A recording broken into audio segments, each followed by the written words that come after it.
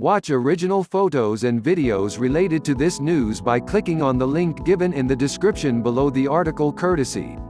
Please subscribe our YouTube channel Listen News Here. If you like the video, please like, comment and share the video.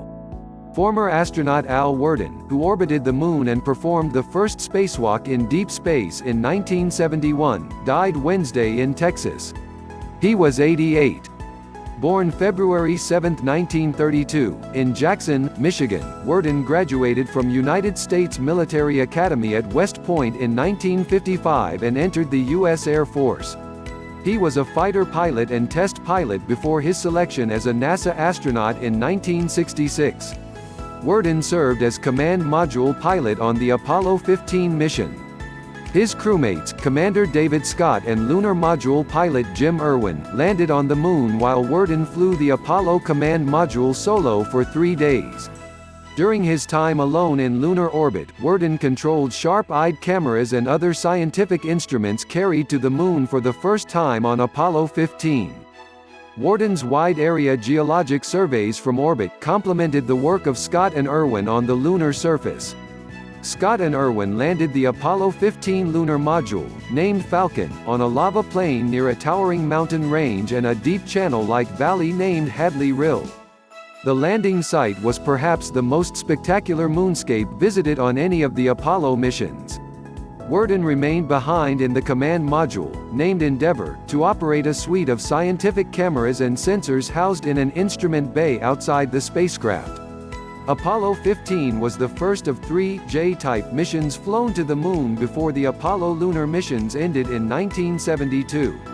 The final 3 Moon missions carried more advanced scientific payloads and a motorized rover to the lunar surface, which were not part of the previous Moon landings on Apollo 11, 12 and 14. The purpose of a flight changed from getting there and getting back to going out there and collecting all this science, Worden said in a NASA oral history. There was an end game here. There was an end purpose to going. It wasn't just to go and come back. It was to go out there and really do something scientific that was worthwhile, and I think that's what we did. Worden and his crewmates trained with geologists on Earth before launching to the Moon, participating in numerous field expeditions across the American Southwest to familiarize themselves with geologic surveying techniques. While Scott and Irwin focused on identifying rocks for retrieval and return to Earth, Worden flew in airplanes to practice aerial surveys. I looked at macro features, and Dave and Jim looked at micro features, Worden said. There's a difference in the kind of geology you look at. I'm looking at what are the processes. Dave and Jim are looking at what's the final product of the process.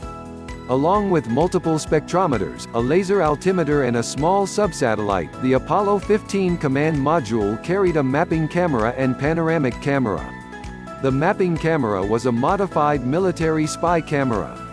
The high-resolution camera, incidentally, was an interesting camera, Worden said in a NASA oral history. We could take pictures from 60 miles that had a resolution maybe down to 3 meters or something like that, which was pretty good for those days. In addition to the scientific data, Worden, isolated in the command module, relayed voice descriptions of lunar terrain, describing colors, textures and first impressions of lunar geology.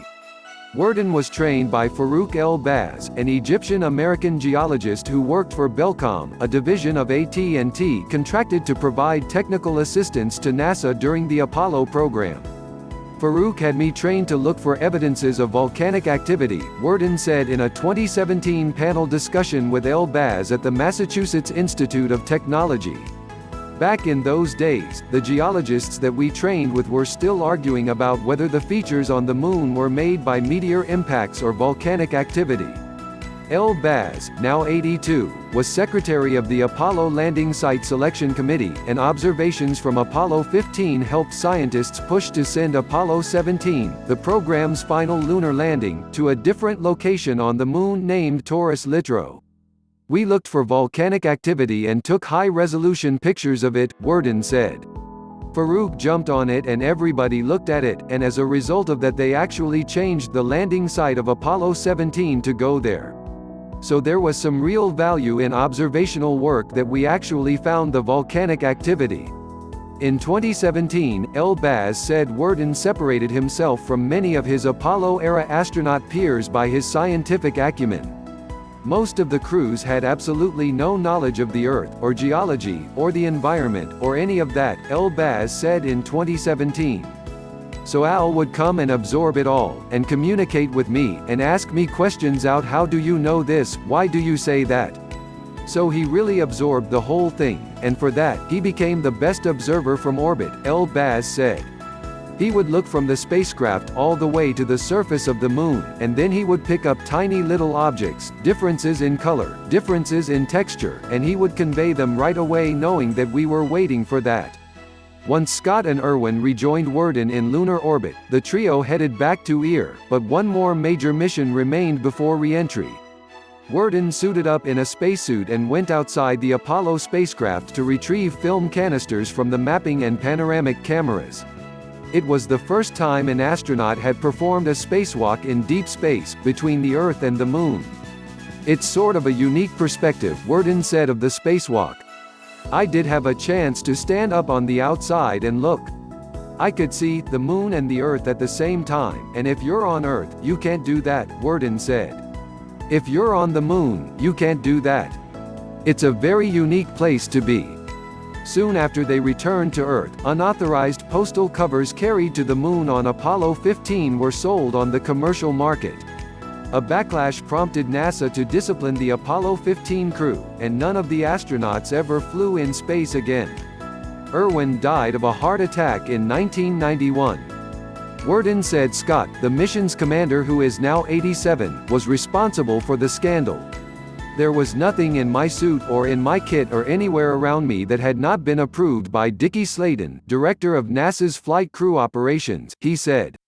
There were some covers carried on the flight. There were 100 covers carried by Dave that we had agreed to take. I had assumed they were on the manifest, but I'm not sure they ever were. The covers were given to a German stamp collector, and money from their sale was intended to go toward a fund for the children of the Apollo 15 astronauts. But there were going to be nothing done until the program was long gone, Worden said. Well, unbeknownst to Jim and I. Dave had another 300 in his pocket, and that created quite a flap, Worden said. It was unfortunate for a lot of respects. I think it's kind of recognized by a lot of people that even with all the problems with postal covers and all that, Apollo 15 still comes through as the most successful scientific flight of the entire Apollo program, Worden said. We had a good flight. We did what we were supposed to do, he said. We brought back so much data, they'll never get through it all. I just think we did a better job of the science than any other crew. As far as getting there and getting back, what can I say?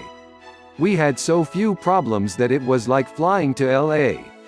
After leaving the astronaut corps, Worden served as a senior aerospace scientist and chief of the Systems Study Division at NASA's Ames Research Center until 1975.